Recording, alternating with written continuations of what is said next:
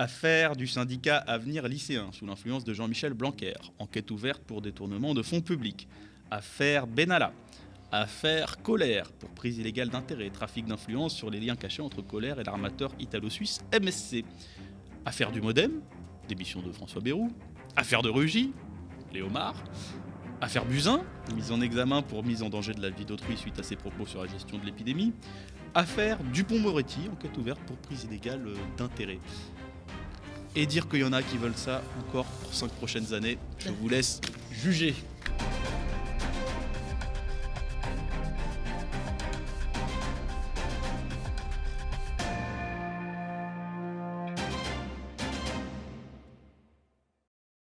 On continue de parler d'Emmanuel Macron avec sa lettre aux Français. Eh oui, eh oui. Bonjour Nadia, bonjour chers auditeurs. Alors il y a quelques jours en effet, vous avez peut-être reçu du courrier, une lettre plus précisément, enfin pas n'importe laquelle quand même, c'est la lettre du président de la République. Alors soyons précis tout de suite, c'était pas la lettre qui était dans votre boîte aux lettres, parce que la lettre en fait elle était à l'intérieur de n'importe quel journal régional local qui s'est chargé de publier gratuitement ce qu'on peut appeler un tract pour le compte du président de la République. Alors n'importe quel journal sauf quelques rares exceptions. Mais c'est comme ça qu'il fait des économies. Bah oui, non mais quand tu payes rien, c'est facile. Ah oui. Le journal La Voix du Nord, par exemple, par le biais de son rédacteur en chef, a décidé de ne pas publier toute la lettre parce que, je le cite, Emmanuel Macron candidat n'est pas Emmanuel Macron président. Quand il s'exprime dans le cadre de la campagne, il le fait comme tous les autres candidats qui ont pour la plupart annoncé leurs intentions dans des conférences de presse. Nous pouvions les questionner et leurs réponses ont été analysées, disséquées avant d'atterrir dans nos pages. Il démontre ainsi, le rédacteur en chef, que je cite encore, que publier cette lettre aux Français in extenso dans notre journal serait établir un déséquilibre entre les candidats. Alors dommage qu'il ne soit pas écouté par tous ses confrères, parce que oui, à peine entré en campagne, Emmanuel Macron nous montre assez ostensiblement que la démocratie, c'est pas son truc pour ceux qui avaient un doute, et que la contradiction, c'est pas non plus trop la marque de fabrique du quinquennat. Pour lui, c'est assez limpide en fait. Les Français sont une sorte de caisse automatique, une forme de formulaire administratif, mais pré-rempli pour le coup, sinon c'est trop dur. Alors attention, je vous préviens, ne réalisez pas Emmanuel Macron, ou alors vous aurez à peine le temps de savoir qu'il y a une campagne présidentielle en 2027, qu'il vous annoncera déjà les résultats par SMS, voilà, ou peut-être en post Facebook même, ou peut-être même en Snap, je sais pas. Mais dans le grand cirque de la Ve République, il faut bien donner quelques gages aux citoyens, quelques os à ronger, quelques petites sucreries. Voilà donc que Macron a décidé de s'adonner à son jeu favori, une parodie de débat improvisé. Regardez donc comment il se justifie d'être allé ce lundi à la rencontre des Français pour un soi-disant échange libre à Poissy. Je ferai plusieurs formats qui prennent tous les candidats, mais après, je ne ferai pas de débat avec les autres candidats avant le premier tour. On le reproche. Aucun président, en fonction qui se représentait, ne l'a fait. Je ne vois pas pourquoi je ferais différemment du général de Gaulle, de François Mitterrand, de Jacques Chirac ou de Nicolas Sarkozy. Ils vont vous dire que vous vous déroulez, vous avez peur. Vous voyez que je ne me déroule pas de débat. Plutôt que faire des meetings où des gens vous applaudissent parce qu'ils sont déjà convaincus, je préfère le débat avec les Français, c'est ce que je leur dois. Et ouais, un débat avec les Français, c'est ce qu'il leur doit, nous dit Emmanuel Macron. Un débat, ça vous rappelle rien par hasard? Parce que sous Macron, on a eu quand même plusieurs débats annoncés comme des grandes révolutions démocratiques. Et oui, souvenez-vous, il y a eu le grand débat national, dont les réunions étaient cadenassées par les préfets et les maires proches de Macron, dans le but de faire pourrir le mouvement des Gilets jaunes. D'ailleurs, petite anecdote, moi à l'époque, je me souviens de ce truc, à l'époque je travaillais pour Éric Coquerel, et en fait tous les députés avaient reçu à la fin du grand débat national un document qui faisait la synthèse de tous les débats qui avaient eu lieu dans la circonscription du député. Donc moi j'avais reçu ça, j'avais regardé, j'ouvre la synthèse, c'était un gros truc quand même. Première page, première demande, bim, des participants, c'est le retour de l'impôt sur la fortune. Voilà, le retour de l'ISF sous Macron, ça me paraît mal barré, autant dire que les comptes rendus du grand débat national doivent encore être en train de servir à caler les meubles à l'Élysée. Mais attendez, il n'y a pas eu que le grand débat national. Si, souvenez-vous, il y a eu aussi une autre grande messe démocratique, c'était la Convention citoyenne pour le climat. Quel grand moment de démocratie verte, la Convention citoyenne pour le climat. Tellement verte d'ailleurs que la plupart des propositions de cet organe délibératif du XXIe siècle sont passées au salibroyeur. Et oui, parce que quand le texte de loi issu, soi-disant, de la Convention citoyenne pour le climat a été adopté à l'Assemblée, les 150 volontaires de cette convention lui ont attribué la charmante note de 3,3 sur 10. Autant dire que l'écologie, c'est pas pour tout de suite non plus. Alors on pourrait se dire, bon, cette fois il a essayé de faire fonctionner correctement la démocratie. Faux, mon général. Regardez donc cette image. Alors voilà, ça ce sont les fiches de l'organisateur qui étaient un peu étourdi. Il les a laissées traîner sur son siège. Malheureusement, elles ont été dégotées par France Inter, qui n'a pas loupé l'occasion. Alors, on y voit un niveau de renseignement sur les fameux Français lambda qui posent des questions improvisées, dignes du KGB. Alors, il y a tout. Il y a la question, évidemment, on ne se refait pas. Mais il y a aussi l'âge, la profession, les hobbies, la nationalité, le mandat politique, s'il y en a un. On n'était pas loin de savoir ce qu'ils avaient mangé ce matin. Ça donne quelque chose du genre Roger, 67 ans, tartine de beurre salé, confiture aux framboises, café, yaourt nature. Roger est un homme simple. Bon, ça respire la spontanéité, tout ça. Ça transpire la sincérité. On imagine bien les réponses de Macron aux questions surprises, j'insiste sur le mot surprise des intervenants. Monsieur Sévézuc, c'est l'un des noms, je le reprends, je suis désolé pour lui. J'ai bien entendu votre question sur l'Ukraine et laissez-moi vous répondre en tant que président, mais aussi en tant que grand admirateur des clubs de football. Vous êtes président d'un club de football, monsieur Sévézuc? Quel hasard, voilà. Bon, on en est à peu près là au niveau de la spontanéité. Bon, allez, sans transition, on va passer au contenu de la fameuse lettre d'Emmanuel Macron aux Français. On a appelé ça, on se dit, les 5 mensonges de la lettre. J'ai dit 5, il y en a plus, mais vu qu'il faut tenir le timing, voilà, si je me mets à tout décrypter. Tu as du temps aujourd'hui. On y est jusqu'à demain. Cette chronique est très longue, je préfère vous avertir tous. Vous allez être en retard au boulot. Alors, premier mensonge, je cite Emmanuel Macron.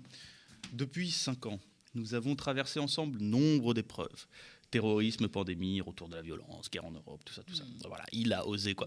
Ensemble, qu'il dit. Alors, juste pour décrypter ce que ensemble veut dire, parce que moi, je n'avais pas très bien compris pour Macron. On va faire un petit retour d'expérience. C'était en 2018, regardez.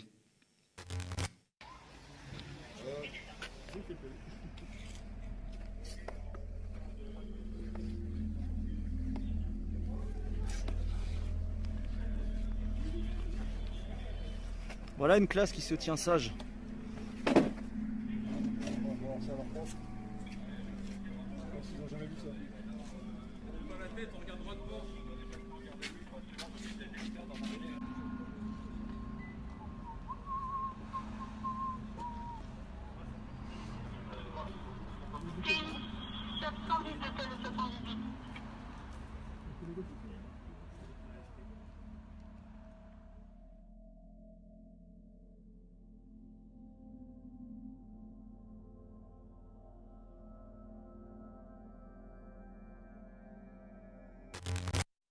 Ah mais oui.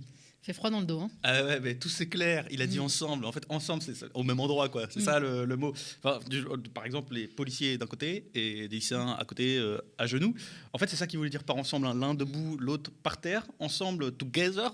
Ça veut dire, sur les Champs-Élysées, en fait, il y a les CRS sur la place et puis il y a 30 éborgnés durant les Gilets jaunes. C'est ça, être ensemble, je pense, en fait. Ils sont en face, ces Gilets jaunes. Ils sont ensemble, quoi. Enfin, ils sont là. Ensemble. Ensemble, ça veut dire chez Macron, je m'occupe de tout, tu s'occupes de rien. Et c'est comme ça qu'on a dû avaler toutes les lois les plus sécuritaires de la Ve République. La loi sécurité globale, ensemble. La loi séparatisme aussi, ensemble.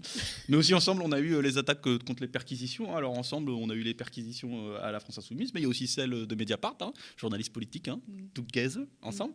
On est liés. Ou encore, il y a eu ensemble l'instrumentalisation du pass sanitaire, alors qui ne sera pas supprimé, c'est juste suspendu. Ouais, faites attention. L'élection, quoi. Bah ouais, on sait jamais. Il y a moyen qu'après l'élection, on s'en remange un petit peu. Quel complotiste, David Guiraud. Ensemble, quoi. Voilà, ensemble. Allez, deuxième mensonge, je le cite. Grâce aux réformes menées, notre industrie a pour la première fois recréé des emplois et le chômage a atteint son plus bas niveau depuis 15 ans. Alors, là, les chiffres ne sont pas bons, Macron, parce que les 2/3 en fait des 107 000 emplois nets créés au 4e trimestre 2021 se situent dans l'intérim. Or, la direction des études du ministère du Travail, la DARES, montre que les contrats d'intérim ont été d'une durée moyenne en 2021 de 2 semaines. Voilà, c'est pas mal.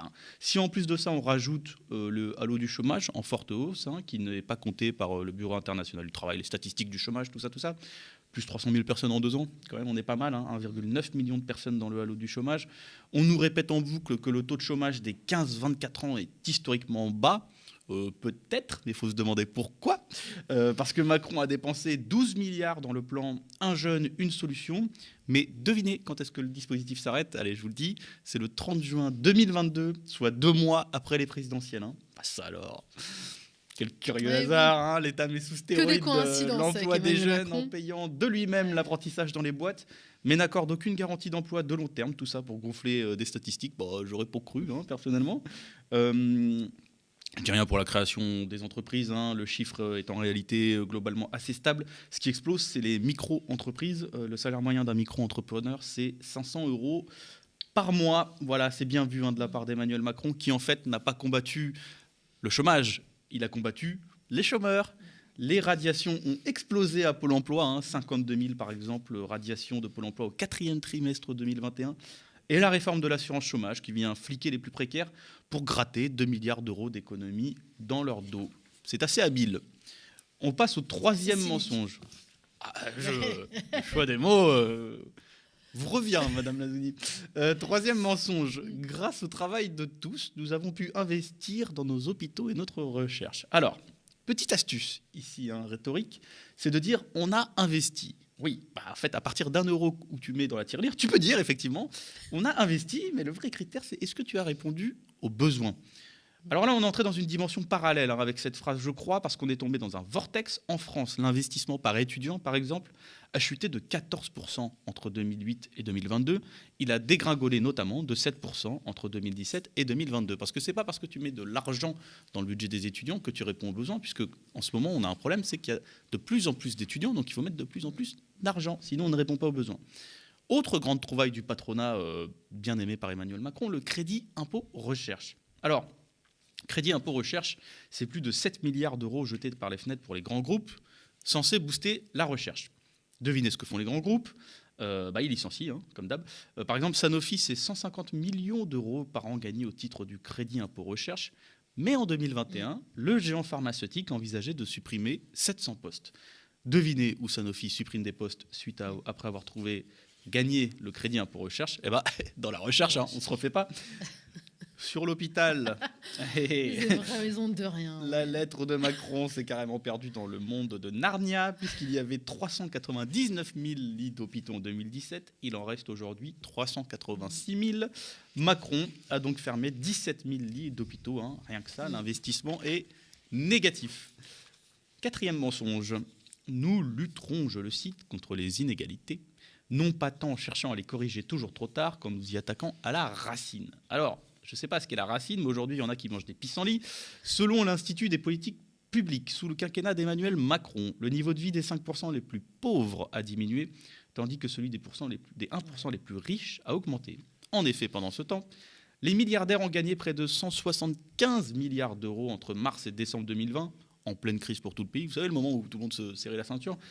Le patrimoine cumulé des 500 plus grandes fortunes de France a également augmenté de 30% en un an, c'est pas mal, pour un montant qui côtoie les 1 000 milliards d'euros. C'est promis. C'est nous qui allons payer la crise. En fait, on nous annonce qu'il faut travailler plus, comme si avec 5 millions de personnes inscrites à Pôle emploi, pour environ 300 000 emplois vacants, il fallait occuper encore plus longtemps un travail, hein, c'est malin. Même trouvaille également, allonger l'âge de départ à la retraite, c'est dit. Alors ils avaient tenté, hein, pendant le quinquennat, c'est pas passé malheureusement, il y a une petite grève et une obstruction parlementaire. Sachant qu'à partir de 50 ans, hein, quand tu perds ton boulot et que tu es au chômage, tu restes au chômage. C'est super malin d'augmenter l'âge de départ à la retraite. En fait, ce que tu ne payes pas en retraite, tu le payes en assurance chômage. Voilà. Donc, c'est un calcul audacieux, on va dire.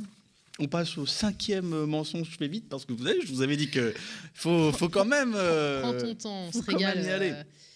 Alors, 5e mensonge, je le cite. Nous investirons pour permettre à chacun de vivre le grand âge à domicile tant qu'il le peut, pour rendre les maisons de retraite plus humaines. Nous poursuivrons sans relâche notre travail pour l'inclusion de nos compatriotes en situation de handicap. Alors, c'est pas comme si on avait alerté pour les EHPAD.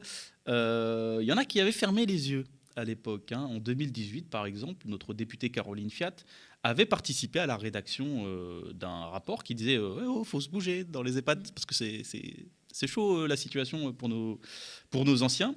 Il n'y avait personne qui avait répondu à l'époque. Il a fallu attendre le scandale national sur Orpea pour que LREM se réveille. On ne sait toujours pas ce qu'ils ont prévu de faire. Aussi, contre toutes ces oppositions, le groupe La République En Marche s'est opposé à la déconjugalisation de l'allocation adultes handicapés, qui permettait pourtant aux adultes en situation de handicap de retrouver leur autonomie financière et de s'émanciper. Récemment également, un collectif de parents d'enfants en situation de handicap dénonçait fin février le fait que 12 000 enfants concernés ne seraient pas pris en charge par l'école, en plus des mauvaises prises en charge pour les enfants déjà scolarisés. Dernier exemple, j'essaye de faire bref, les AESH, les accompagnants d'élèves en situation de handicap, continue de manifester après les très faibles revalorisations du gouvernement. Il faut savoir que quand on est AESH, on vit avec très peu d'argent, malgré l'utilité du métier. On se souvient, par exemple, de la colère de François Ruffin en 2018, quand La République En Marche a refusé la loi d'Aurélien Pradier, qui était un député LR, donc pas très proche de nous, pour aider quand même un peu réellement et concrètement les AESH. Bref, vous m'avez compris, sur la question de l'inclusivité, on peut dire que Macron a été au max de l'inaction politique. Voilà pour les 5 mensonges. Bon, on ne va pas finir la chronique sans se permettre un petit bonus, une petite cerise sur le gâteau, un petit bouquet final. C'est le feu d'artifice, là. Écoutez bien, je vais juste vous lister quelques détails, pas tous, pour pas qu'on oublie. Vous êtes prêts? C'est parti. Affaire du syndicat Avenir lycéen sous l'influence de Jean-Michel Blanquer. Enquête ouverte pour détournement de fonds publics. Affaire Benalla.